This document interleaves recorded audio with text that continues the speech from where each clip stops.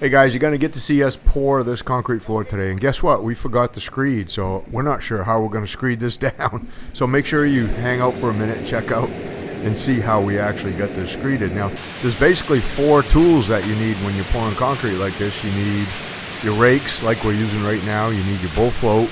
You need the mag floats, like we got in our back pockets there. And you need a screed to get it down with. If you don't include the laser level. Now, we already went around shot grades with the laser level. We snapped our chalk lines.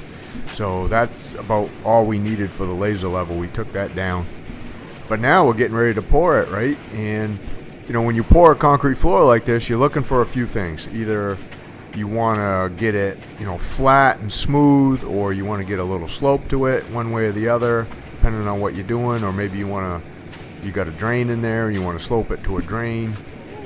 But today, where this is just basically what we call a mud slab or a rat slab, we just need to get it screeded, get it smooth, and then we're done. Then they're going to deck it over, even with the top of the wall, so you're never even going to be able to see in here. So it's basically just, basically just to help hold moisture from coming up through the wood deck, I guess. We do a lot of these. Now, we're a sub today. We're working for the foundation people, the guys that did the foundation. They're working for the builder. And that's how a lot of jobs work around here. The builder hires a foundation guy, and then the foundation guy a lot of times will sub out the floors. They don't like doing the flat stuff. They just want to do the walls. They still make money on us, so it's not like it's a total waste. And it's good for us, obviously, because that's all we do. Now, the builder was responsible for the spec here. So he put the styrofoam down. He put the styrofoam up the edge around the 3-sided parts of the new concrete wall, but he didn't want to put it up against the house foundation for whatever reason. I don't know why. I don't have to get into that because I'm just a sub and I'm just doing what they tell us to do here today.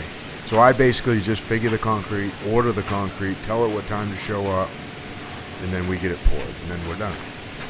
Now, this is actually the second job we've done this morning. So we left Darren on the first job with our blue truck, and the blue truck usually carries most of the pouring tools. Sometimes I'll carry some, but usually I got most of the setup stuff on my truck.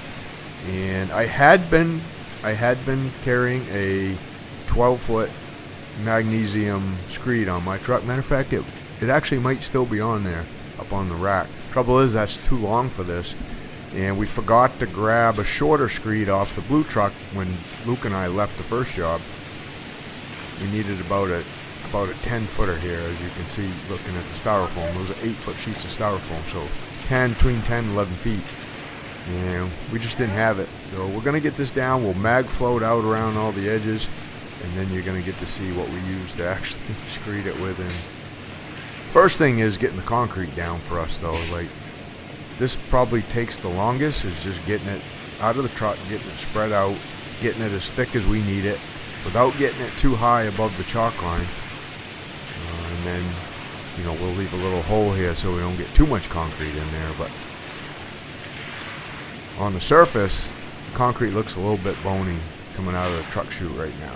Usually, see how it's a little creamier on the back side where it falls out of the chute? And then it's a little rockier on the front where we're working at. We don't like to see that separation. It's not like it's going to hurt the strength or anything like that. It just makes it a little more difficult to work with sometimes when all the cream goes to the back instead of the front. So we try to mix that in the best we can, but that's a day-to-day thing. Some loads will come and it won't do that, and then some like this one will come and they will do that. And we just have to deal with it one way or the other. So this used to there used to be a set of front steps going into the house, and these people, I haven't even met them, I don't even know them, but these people must have decided they want something a little bit bigger on the front of their house. They probably went as far as they could, based on the setback from the road. This is probably all they could do here, but it's going to be a pretty nice space addition to the house. I don't know what it's going to be like. I imagine they'll take down some of the walls on the front of the house here, and maybe they'll make the kitchen bigger, make the living room bigger, something like that after they're all said and done. Move the front door probably. Either they'll move it right straight out or they'll put it on one of the ends. I don't know. But pretty typical addition here in Maine. If you've already got a foundation, like a basement foundation in Maine, and you want to add on, it's always better to add on with another foundation like this instead of just a slab on grade, like a slab on top of the surface. That way you're almost guaranteed nothing will ever move if you put a foundation and a footing in like this down below the frost line.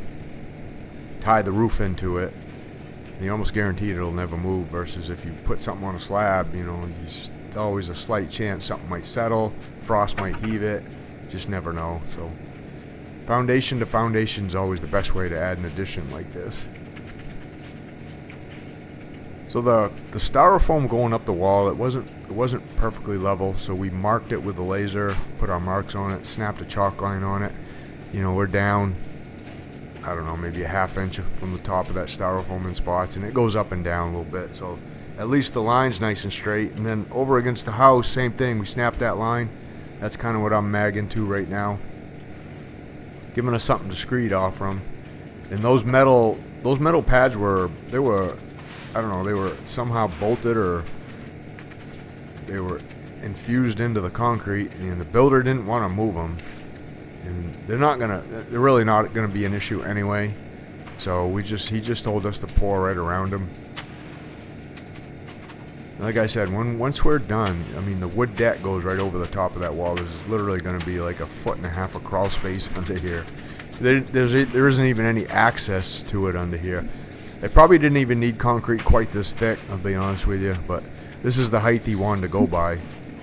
So this is what we're doing.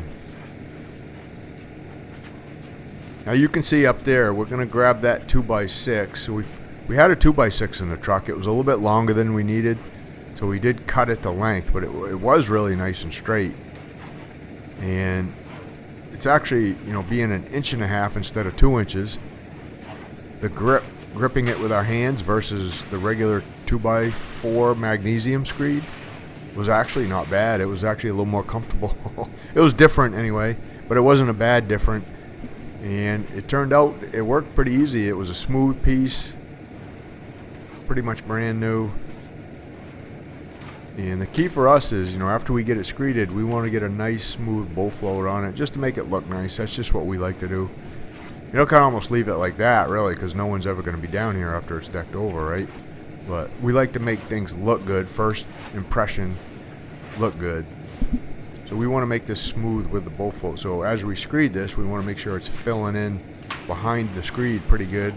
All the rocks and stuff, we're not ripping and tearing them by holding that screed on the front edge or sawing it back and forth. You know, we do our regular kick screed method, and we hold it slightly on the back edge, and that kind of smooths it as we screed it a little bit. Makes bow floating so much easier.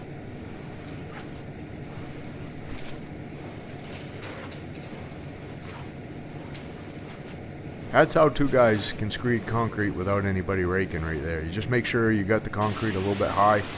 What you don't want is get it low. You can always pull back some high and everything fills in nice, but you can't fill in the low without stopping and raking some up.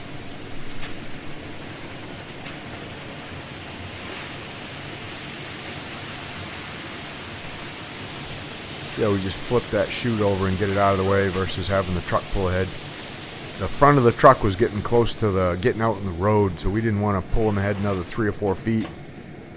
So it's just as easy sometimes to flip the chute like that, get it out of the way, and then when we're done, we can flip it back down. He can go wash his chute somewhere.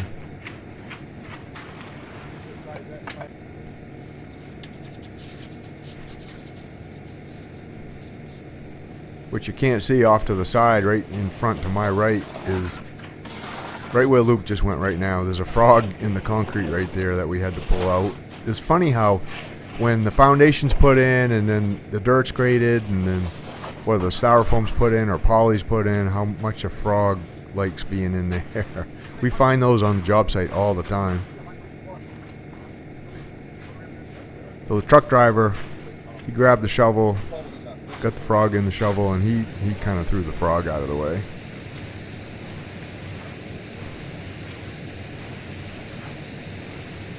You can see as we pick our feet up and move backwards, we're trying to also kick concrete into the spot we just picked the foot up with a little bit.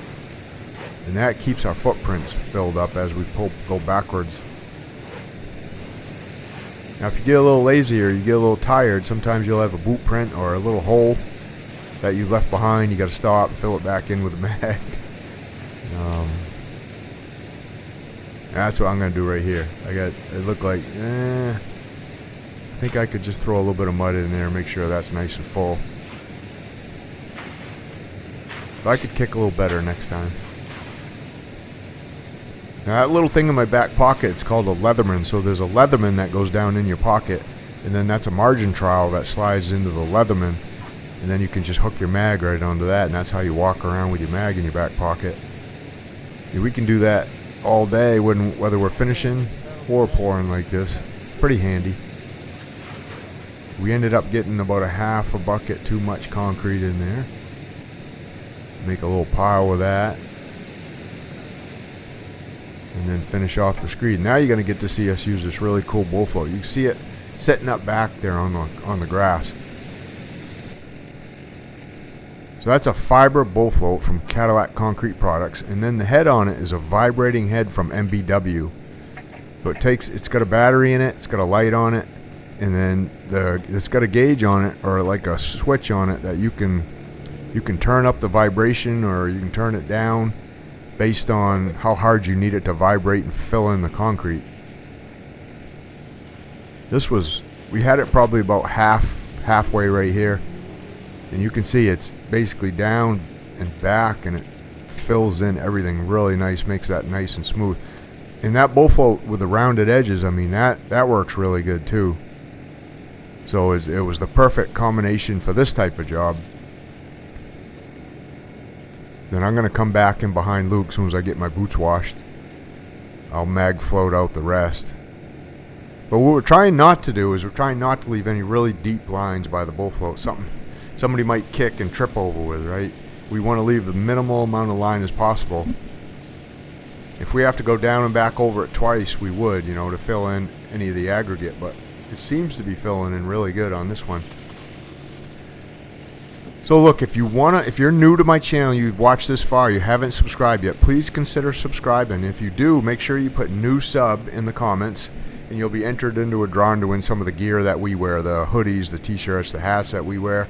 I come out with a new drawing, a new winner every week, so make sure you put new sub in the comments. If you want to learn how to do this stuff, like I can teach you the basics right from the comforts of your own home in my Concrete Academy. It's called the Concrete Underground. There's a link for that down in the description below. I've got all kinds of training videos in there. You can just put them on, bring them up on your computer. You can watch us work. I go through all the basics, tell you all the details, much more detail than a video like this, and give you a lot of the insights, of how I was taught, really, and try to teach you the same way. So that's in the Concrete Underground. But a couple of the videos will pop up right here. If you're interested in watching a couple more, you can click on one of these. I think they'll pique your interest. We'll see you on the next one.